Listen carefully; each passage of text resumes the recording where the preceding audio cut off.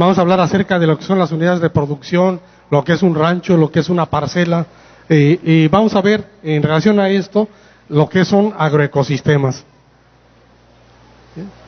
Para esto la presentación está dividida en estas partes: el objetivo, introducción, algunos conceptos básicos, los objetivos de las unidades de producción, vamos a ver las interacciones de los agroecosistemas y recomendaciones para tener unidades de producción perdurables, ¿sí? Entonces, para empezar, como objetivo de la plática es proporcionar a todos ustedes las características básicas de los agroecosistemas, o sea, de los ranchos, de las parcelas, de las granjas. El objetivo es que estas unidades de producción permanezcan y produzcan en el tiempo. Aquí hice un circulito, varios circulitos, donde pongo que el papel relevante lo lleva el productor, o sea, todos ustedes, porque en sus ranchos, en sus parcelas, están trabajando y tienen conocimientos y experiencia, tienen el apoyo de los agentes de cambio, de los programas y de la tecnología. El objetivo de todo esto es que los ranchos o los agroecosistemas permanezcan y perduren en el tiempo. Lo relevante, repito, es el papel del hombre, el papel de ustedes en esta actividad, ¿sí? Empezamos también acerca de la introducción y vemos que la agricultura está considerada como un arte o como una ciencia, ¿sí?, que se ocupa del cultivo de plantas o de la cría de animales. También la agricultura en el sentido amplio se refiere a qué hacer con los cultivos desde la preparación del suelo hasta la cosecha, y lo que se refiere a la cría de animales es su reproducción y obtener productos hasta que salen a la venta, ¿sí? Y algo muy importante es que sabemos todos que de las actividades agropecuarias se producen muchos productos, bienes y servicios. Entre estos encontramos leña, madera, que se utiliza para muebles, para hacer papel, encontramos frutos, encontramos carne, leche y otros que se obtienen de estas unidades de producción. Algo que sabemos es que la agricultura moderna depende mucho de tecnología y depende mucho de insumos. Ustedes lo saben, ustedes compran fertilizantes, insecticidas, y saben que esto es muy caro generalmente, y a veces es una de las maneras o de las pocas para que produzca el campo.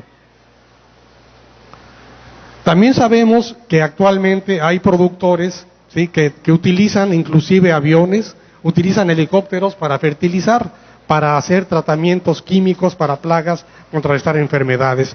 Y también sabemos que hay medios de comunicación como radio y televisión, donde se da mucha información que puede ser útil, que no se utiliza, pero que puede ser muy útil.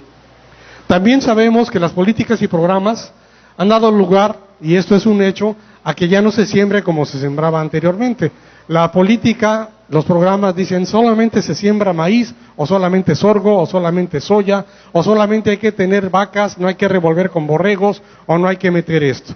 Y sabemos que todo esto ha dado lugar que las especies nativas se vayan perdiendo, ¿sí?, y que disminuya mucho lo que es el agroecosistema en su sentido más amplio. Entonces, considerando lo anterior, en estas unidades de producción, ustedes como productores son los que tienen que tomar la decisión de qué hacer para que se pueda tener una interacción entre plantas y animales, que son el aspecto de silvicultura, y de esta manera hacer que los ranchos, las parcelas, persistan en el tiempo. Vamos a hablar de unos conceptos básicos para que lleguemos a lo que son agroecosistemas, ¿sí? Miren, empezando, un ecosistema, existen muy pocos ya como tal, pero un ecosistema es una comunidad de seres vivos cuyos procesos están relacionados entre sí. Lo característico de los ecosistemas es que el hombre no ha participado en su desarrollo, no ha influido en su estabilidad. Es básicamente eso. Se trata de unidades compuestas por organismos independientes que forman cadenas alimenticias. Y para esto tenemos estas fotos. Ustedes, yo creo que las han visto en muchos lugares. La de arriba a la izquierda es lo que es Calakmul. Calakmul era un agroecosistema porque había hombres. Actualmente es una zona protegida, no hay hombres y se está regenerando, y ahí la tenemos. Otra fotografía de la derecha, vemos una interacción entre plantas, animales de muchos tipos. Abajo a la izquierda vemos lo que es un coral en el mar. Si el hombre entrara aquí, desaparece el coral y del mar obtenemos muchos productos como es el oxígeno para respirar. Es una de las principales fuentes. Y vemos cómo se da una interacción. Ahí vemos una hoja que está siendo comida por las hormigas. Esta foto fue tomada en Calakmul hace como 3 años. Entonces, esto es un ecosistema, es un lugar en el que el hombre no ha intervenido y está en estabilidad. Siempre va a estar en estabilidad. En cuanto entre el hombre, esto cambia. Y si esto cambia, entonces estamos hablando de agroecosistemas. ¿Sí? Entonces, un agroecosistema es un sistema que es un ecosistema que ha sufrido cambios debido a que el hombre ha entrado a modificarlo. ¿Sí? Un agroecosistema lo conocemos entonces aquí en México como son los ranchos, es un agroecosistema, una parcela, ¿sí? En Perú es una chacra, en algunos lugares es una finca, pero todos esos son agroecosistemas, es decir, que fueron ecosistemas y que son modificados por el hombre, ¿sí? En estos agroecosistemas lo que sabemos es que plantas y animales han sido introducidos.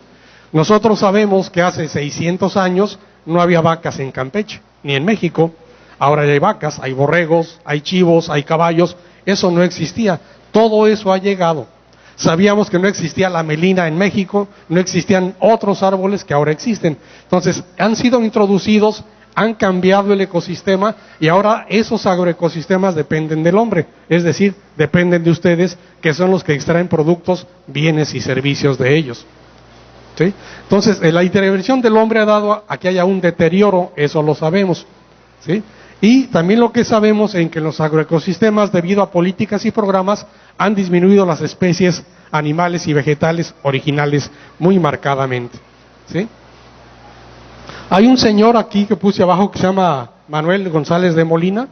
Él es un español, ha trabajado mucho en lo que es agroecosistemas y él repite lo mismo.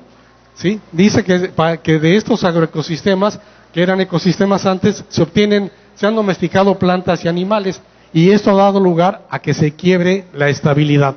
También este señor nos dice que han pasado a depender del hombre para mantenerse y regularse y renovarse. Es decir, hay que meterles insecticida, fertilizantes, hay que meterle muchas cosas para que produzca a estos agroecosistemas. También lo que dice este señor, muy importante, es que si nos vamos a través del tiempo, por ejemplo, en México, el maíz ha existido por mucho tiempo, pero el maíz no es lo que era hace 1000 años o hace 2000 años. Cuando el hombre empezó a domesticar al maíz, el hombre pasó a ser un ser ya sedentario, antes deambulaba, pero al tener un cultivo cambió, pero también lo que cambió fue el maíz, ha ido cambiando. A este fenómeno, este señor y otro le llaman coevolución histórica. Quiere decir que nosotros modificamos el medio y el medio nos modifica a nosotros. Y vamos a verlo en esta foto que sigue a continuación. Aquí vemos la diferencia entre un ecosistema y un agroecosistema. En el agroecosistema vemos al hombre que está trabajando en el campo, que está modificando al campo, que está haciendo un cultivo único y diferente. Vemos allá a la derecha arriba las vacas que están en una parte que hay una parte de selva, hay una parte de pasto y los animales. Es un agroecosistema. Estas vacas no llegaron solas, las llevó el hombre, lógicamente. Aquí abajo a la izquierda, esta foto fue tomada en Marruecos. Esta foto la tomó mi hija hace como 3 años. ¿Sí? Y vemos en el árbol, todo lo que se ve, las pintitas esas, son chivas. ¿Sí? Las chivas están en el árbol. ¿Sí? Allá hay animales también que las comen. Y a la derecha vemos algo muy importante también. Vemos una plantación forestal, ¿sí? Pero vemos que abajo tiene pasto. Y este pasto podría ser utilizado metiendo animales, borregos, chivos, vacas o lo que fuera. Entonces, un ecosistema es muy diferente al agroecosistema. Es lo que quiero hacer énfasis en ese sentido. ¿Sí? De una manera muy esquemativa lo pusimos en esta diapositiva. Lo que tenemos en el cuadro es un agroecosistema, es un rancho o es una parcela. En una parcela hay árboles, hay pasto, hay ganado y hay un suelo. Entonces hay una interdependencia de todo con todo, ¿sí? Algo importante es que a esta parcela le entra el sol, le entra la lluvia y le entra el dióxido de carbono que está en el medio, ¿sí? Y también lo que le entra son semillas, combustibles, medicamentos, el hombre haciendo las actividades. Y lo que sale del rancho, del agroecosistema, es forraje o ganado, hay leña, hay frutos, hay madera, hay postes, sale también agua, hay vida silvestre que va hacia otros lugares, ¿sí? Pero también lo que sale es oxígeno y sale también calor de este agroecosistema. Entonces, lo que quiero dar a entender que a diferencia del ecosistema, ¿sí?, estos cambios en el metabolismo de la parcela son debidos a la acción del hombre. Eso es determinante, ¿sí? Y aquí entraría una pregunta para todos. Yo puse aquí cuáles serían los objetivos de tener un rancho o una unidad de producción. Los que están aquí, ustedes tienen parcela, tienen ranchos, y se preguntarían, bueno, ¿para qué la tengo? ¿Sí? Bueno, muy sencillo. ¿La tengo para qué? Pues para que tenga un recurso, ¿sí?, para poder que los niños vayan a la escuela, para que compre una camisa, para que compre un pantalón, para que compre lo que sea, ¿sí? Entonces, el objetivo comercial de un rancho, de una parcela, está implícito en esto que dice aquí. Es usar lo que hay para obtener bienes y servicios. Está la unidad de producción para que hagamos el incremento de la producción o productividad de los organismos específicos, las vacas, los borregos, los chivos, las abejas, ¿sí? Le metemos tecnología, ¿sí?, y queremos que a corto plazo nos dé más, nos dé producción. También lo que queremos es que los recursos que están ahí, en caso de que se sembrara árboles, ¿sí?, obtengamos madera, ¿sí?, y lo antes posible, no esperar. El chiste es que haya dinero rápido.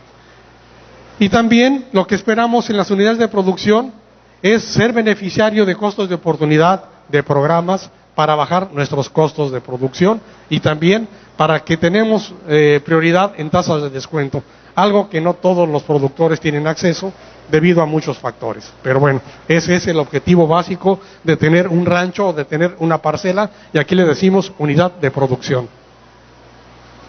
Sin embargo, lo que sabemos es que el manejo que hemos dado o que se ha dado en todos los ranchos, en todas las parcelas, en Campeche, en México en general o en el mundo, ha dado lugar a esto. Ha dado lugar al cambio climático, ha dado lugar a la deforestación, a la degradación o el agotamiento de la capa de ozono, a la pérdida de biodiversidad. Ya ven que vimos que desaparecieron no sé cuántas especies este año, el año pasado. Eso ha sido por el manejo de las unidades de producción. Hemos contaminado el suelo, el agua, el aire, y lo que hemos visto aquí es una desertificación, y hay muchos residuos por todos lados. Vemos en las carreteras tirado un mueble, vemos tirada la basura, lo que sea. Y aquí lo vemos en fotografías. Esta foto de arriba a la derecha es una vaca, ¿sí?, en un potrero que no tiene ni qué, y ya la vemos tirada abajo a la derecha. Esa vaca se va a morir, y es debido a un mal manejo del agroecosistema. Vemos acá unas vacas que están metidos en un sistema agrosilvopastoril, bueno, es una cagual, que no tienen ya ni qué comer, y vemos la desertificación. Eso ha hecho el inadecuado manejo de los agroecosistemas o de las unidades de producción. ¿Por qué digo todo esto?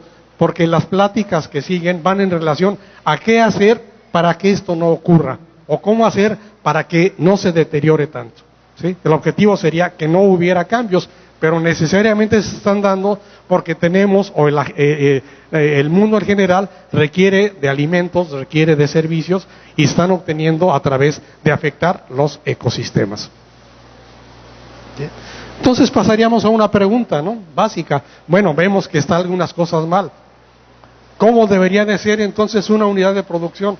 ¿Cómo debería ser mi parcela? ¿Cómo debería de ser el rancho? Y vemos una foto que nos dice algo muy sencillo. Tiene que haber una asociación adecuada entre animales y entre plantas. Y no nos referimos al pasto, nos referimos aquí, por ejemplo, en esta foto, y lo sabemos, a eso de las 3 de la tarde ahorita en este mes, cualquier vaca quisiera estar abajo del arbolito. Bueno, hasta nosotros también, ¿verdad? Entonces, eso es lo que tenemos que hacer, que los árboles estén bien, que el pasto esté bien, ¿sí?, que las vacas estén bien. Y eso es lo que tenemos que lograr a través de un manejo adecuado. Entonces, tenemos que ver que en el rancho tengamos una producción sostenible, es decir, que se pueda mantener en un nivel de producción en el tiempo, pero esta producción se debe ser sustentada en un nivel de actividades específico para esa unidad de producción. No hay recetas de cocina que sirva la misma para todos los ranchos. Cada rancho es diferente y debe ser tratado diferente. El técnico tiene que ponerse de acuerdo con el productor para ver qué se tiene que hacer. El técnico no está para que cambie, está para proponer cambios, nada más. Y vemos una frase aquí abajo, dice, se puede sostener una producción o sustentar una actividad o punto de vista, pero ninguno de estos conceptos, sostenibilidad y sustentabilidad, denotan la calidad ni el marco temporal de la acción. En el aspecto económico nos habla que debe haber un rendimiento sostenible y sustentable y que debe haber una dependencia de recursos naturales locales, no de afuera. Y también nos habla de que debe haber una viabilidad económica y equidad.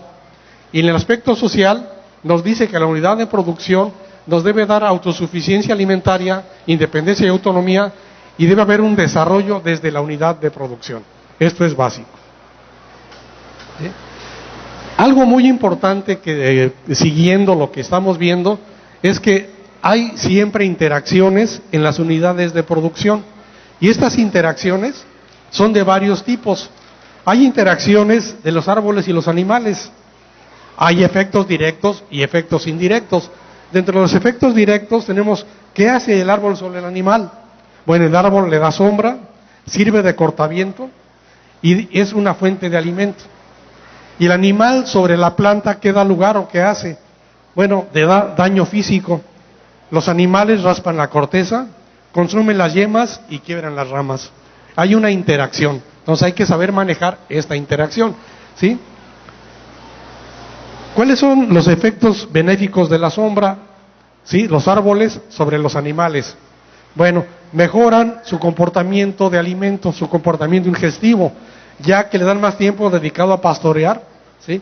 Hay mayor consumo de alimento, hay disminución de requerimientos de agua. Y también en los aspectos de producción, da lugar a una mayor eficiencia productiva debido a la conversión y hay mejoras en la producción. Eso es determinante. Hay también algunos efectos indirectos, ¿sí? Y estos son mediados por el suelo. ¿Por qué? Porque hay reciclaje de nutrientes, el animal tiene sus excretas que sirven de fertilizante, ¿sí? Pero también hay una compactación por pisoteo. Entonces hay que ver qué se puede hacer para que esto suceda lo menos posible. También hay otras que son mediadas por el pasto. Hay una modificación de rendimiento y calidad del forraje, y esto sucede todo el tiempo, en todas las unidades de producción, ¿sí? Hay otro tipo de interacciones, ¿sí? Hay recursos forrajeros para el ganado. Cuando hay árboles de mucho tipo y conocemos que hay infinidad de plantas que come el ganado, ¿sí? No solamente come pasto, ¿sí? ¿Por qué? Porque hay una diversidad biológica de árboles. El hábitat natural, el follaje, la corteza y frutos de árboles constituyen parte importante de la dieta de los animales. Lo hemos visto comiendo animales que se cuelgan del arbolito y están comiendo la semilla, ¿sí? Del guachín se comen la planta, el forraje, y se comen también las semillas, inclusive, ¿sí? De la parota lo hemos visto, el pitch, también lo comen las vacas, ¿no? Todo eso existe. Esta variedad de árboles es rica en proteína, ¿sí? En vitaminas y tiene muchos minerales. También sabemos que el acahual o el monte tiene poca variabilidad estacional en sus nutrientes. En la seca tiene los mismos nutrientes que en la parte de lluvias, ¿sí? Hay también otras interacciones, ¿sí? Hay una magnitud de respuesta bien diferenciada del uso del follaje como complemento, y esto está determinado por el valor nutritivo y cantidad consumida de la dieta base. El animal pastorea, ¿sí? Pero si hay árboles, él va a preferir árboles, corteza, semillas que complementan sus requerimientos. El pasto en Campeche en general tiene 7% de proteína. La vaca requiere 11% de proteína. Si está en puro pastoreo, por eso tarda tanto en ganar peso. Si está en asociación con árboles, con arbustos, los requerimientos nutricionales se cumplen más fácilmente, ¿sí? Sabemos que se dan concentrados, sabemos que se dan minerales. Con un buen manejo del forraje, a través de que estén en silvicultura, esto se evita, agrosilvopastoriles, ¿sí? Hay calidad nutritiva del follaje del árbol, hay fuentes complementarias para que sirvan para la nutrición, y todo esto mejora la condición corporal de los animales. Eso es la asociación suelo, planta y árbol. ¿Sí? Hay otras interacciones y tenemos que ver que estas tenemos que cuidarlas. Entre ellas está el cuidado durante el ramoneo. Hemos visto a los animales que se cuelgan de las plantas, hemos visto a las chivas que se suben a la planta, la doblan y consumen el forraje. Entonces tenemos que tener cuidado que cuando se entren a pastorear tengamos una altura a primer corte adecuada, que no se acabe en todo el forraje. Tenemos que ver que dejen un área foliar permanente en los árboles. Tenemos que ver, ¿sí?, que haya un intervalo entre ciclos adecuado, y sobre todo establecer el ajuste de carga animal. Eso es muy fácil de hacer o muy complicado, pero es algo que se tiene que hacer para que perdure el pasto, los animales y los árboles. ¿Sí? Hay otro tipo de interacciones entre el árbol y la pradera. No estamos hablando del animal. Árbol, pradera. El árbol, cuando crece, lo vimos en una foto por acá, ¿sí?, hay espacios, pero el árbol interfiere en la cantidad de luz que le llega a la planta, en el agua y de nutrientes. También hay unas relaciones de facilitación, hay fijación de nitrógeno del árbol hacia el suelo, y también hay protección hacia el suelo. Hay una relación inmensa en este sentido, y eso está en función de la disponibilidad de factores de crecimiento tanto del árbol como de la planta, de los atributos de los componentes, de los requerimientos de los componentes, de la cantidad de plantas que están en el área plantadas, vamos, propiamente, del arreglo espacial, que está un árbol aquí, a qué distancia tiene que estar el otro, para evitar que haya esa competencia. Y también del manejo, y como decíamos otra vez, el manejo lo establece el hombre. ¿Sí? Lo que sabemos también, y está muy bien definido, ¿sí?, que debido a la sombra, el pasto o las plantas que están bajo los árboles tienen cambios.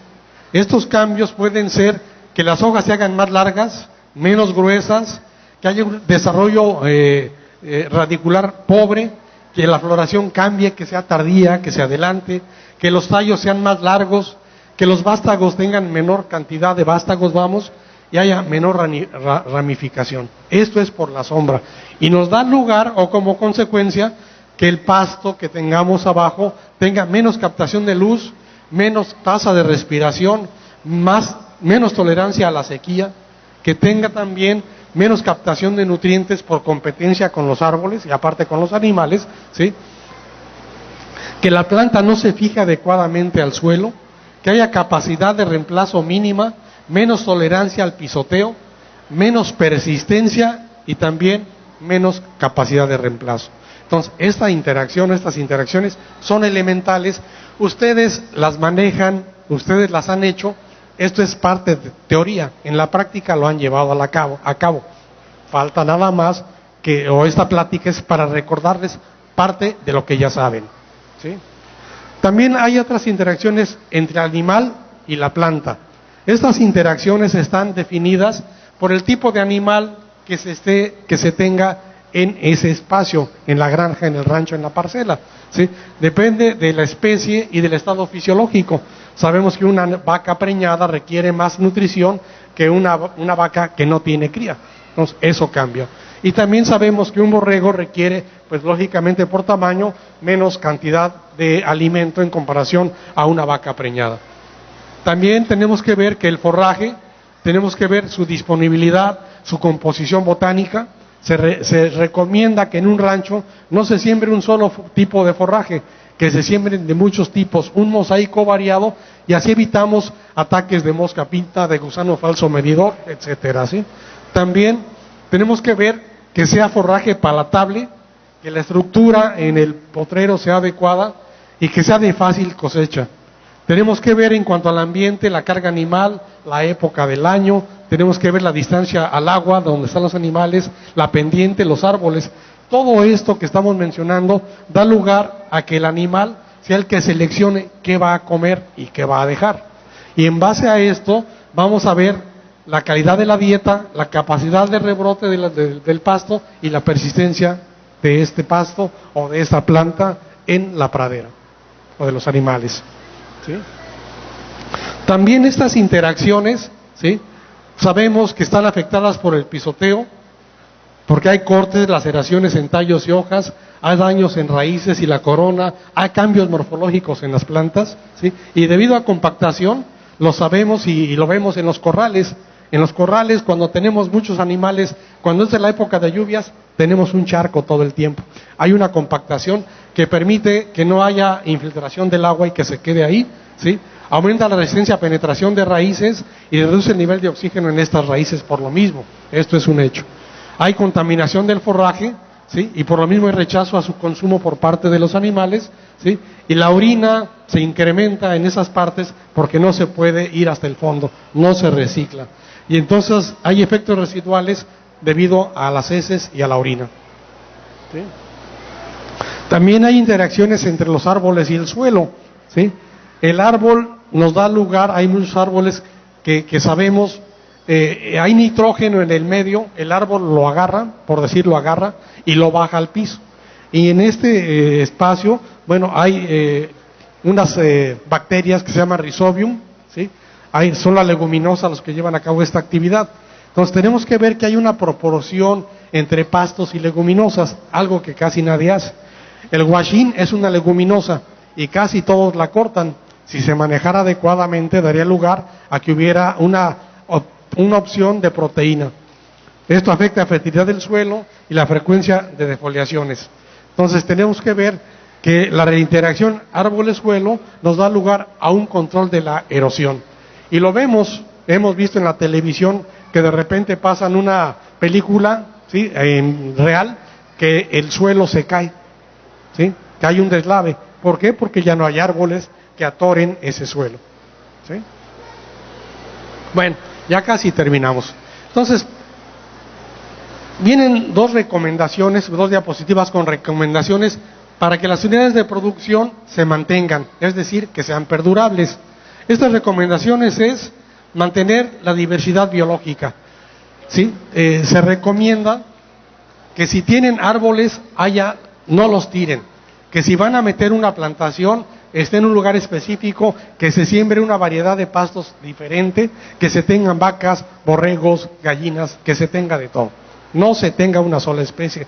¿Por qué? Porque a partir de esto, ustedes, bueno, pueden consumir huevo, pueden consumir gallina, pueden consumir borrego como algo secundario, pero sin embargo elemental para estar sanos. Tienen que ver que la gente que trabaja en el medio o con ustedes sea consciente de que no debe tirar por tirar las plantas, que no debe matar al venado, que no debe hacer muchas cosas que hace normalmente, ¿sí? Tienen que ver que se dé un mejor uso de la tierra y sobre todo reducir el uso de recursos naturales no renovables. Con esto nos queremos enfocar al hecho de que para fertilizar se pueden hacer compostas, se pueden sembrar árboles que ayudan a combatir insectos, como el NIM o como muchos otros que sabemos, ¿sí? Y también tenemos que reducir los niveles de producción de desechos o distribuirlos adecuadamente. Lo que hace mucha gente es que las heces, el estiércol que hay en los corrales, se carga y se distribuye en los potreros. Muchas veces se vende, pero es mejor utilizarlo para fertilizar dentro de la unidad de producción.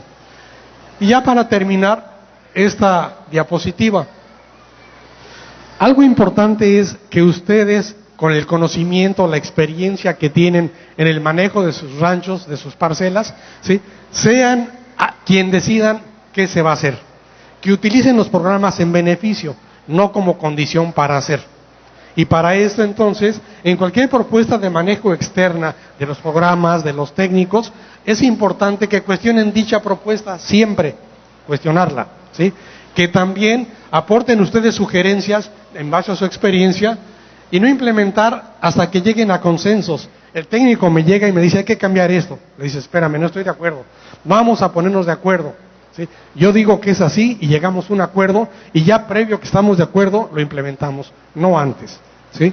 También, si nos dice el técnico que hay que meter centrosema como alternativa de leguminosa, espérame, ¿qué es la centrosema? ¿Para qué sirve la centrosema? ¿Qué requiere la centrosema? O el guachín, o lo que sea. Y una vez que ya sé todo eso, y que sé que sí me conviene, lo voy a establecer. No por orden, sino porque yo sé hacerlo. como productor, ¿sí? También algo importante es que tienen que considerar sus conocimientos y los recursos. O sea, si llega un programa y dice, hay que meter y hay que meter, espérame, no tengo para meter todo lo que me dices. Tengo hasta tanto y vamos a hacer hasta tanto nada más. No, es que dice que hay que meter tal cultivo y se requiere de 50,000 pesos. No, pues no los tengo, no lo vamos a meter. Vamos a ver hasta dónde se puede hacer. Simplemente así. También dice aquí, cultive o críe pensando en obtener bienes y servicios. Decíamos hace rato, hay que tener gallinas para comer huevo, hay que tener una vaca para tomar leche. Pero también hay que pensar que como negocio, los excedentes los tenemos que vender, ¿sí? Y también es importante entonces que veamos dónde los vamos a vender, que sea seguro venderlos, que no venga el coyote y se lleve el trabajo, sino que pongamos nosotros establecer una negociación con ellos.